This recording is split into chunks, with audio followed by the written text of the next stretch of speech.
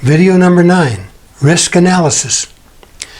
There is risk in the democratization of Internet technology.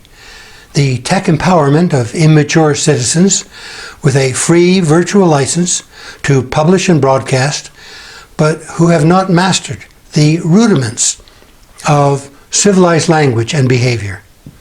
Nowadays, Eric Schmidt and others suggest that netizens should consider changing their names at age 18 to thwart searches that could dig up their indiscreet youthful pasts.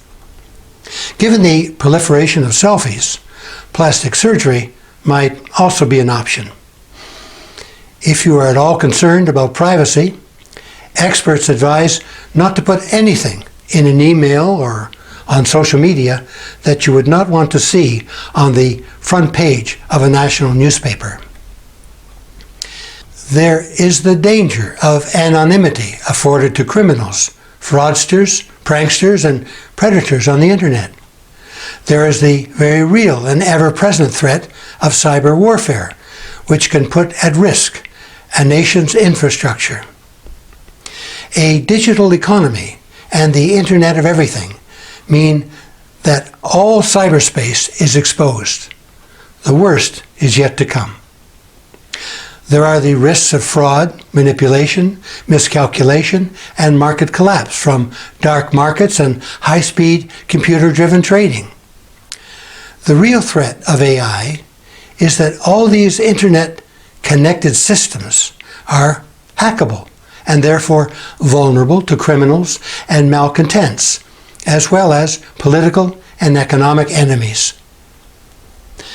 For cyber weapons, and in an era of asymmetrical warfare, the barrier to entry is very low. They are cheap and difficult to deter. There is danger in the exploitation of the internet and social media by those who incite hatred and by recruiters for extremist movements. The very success of the internet, its speed, efficiency, low cost, scope, and openness, is also the source of its largely unforeseen vulnerability, that is, its insecurity. The early internet architects thought that they were designing a classroom among trusted colleagues in academia or the military. But it turned out to be a bank whose deposits were held in the currency of astronomical information. Forget Fort Knox. The new gold is digitized data, which is the reserve currency of the world's biggest country.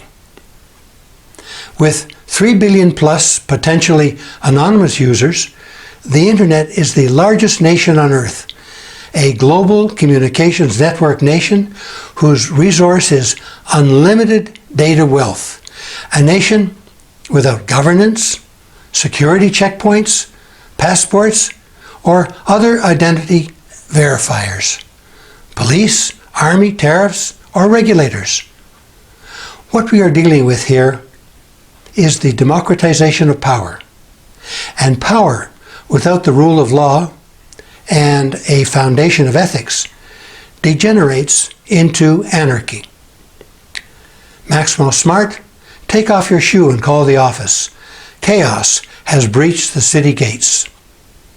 Of course, anarchy may also be a bridge to a new social order or to a new disorder. Contemporary examples are prolific, with social movements, political uprisings, and mass migrations, all enabled by personal smartphones. It is no small irony that the most powerful instrument ever devised to challenge the status quo, the internet, was invented by the Pentagon, the arch defender of the established power structure. In summary, I don't believe that artificial intelligence threatens human existence. I believe that humans themselves are the main threat. Humans whose thoughtlessness, absence of foresight, greed, and aggressiveness lead to irresponsible and harmful behavior. In his Devil's Dictionary, Ambrose Bierce defines responsibility as a detachable burden, easily shifted to the shoulders of God, fate, fortune, luck, or one's neighbor. In the days of astrology, it was customary to unload it upon a star. So we might add that in the days of the computer, it has become customary to unload responsibility upon artificial intelligence. Nevertheless, AI is a powerful disruptor, especially of job markets together with globalization.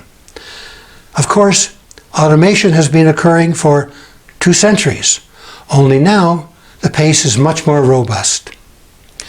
With computer power doubling every couple of years, the rates of job displacement are more rapid than ever. In contrast with the first industrial revolution, the evaluations of today's tech companies often vary inversely to their number of employees. Instagram was founded in 2010. In 2012, it had only 13 employees when it was sold to Facebook for $1 billion.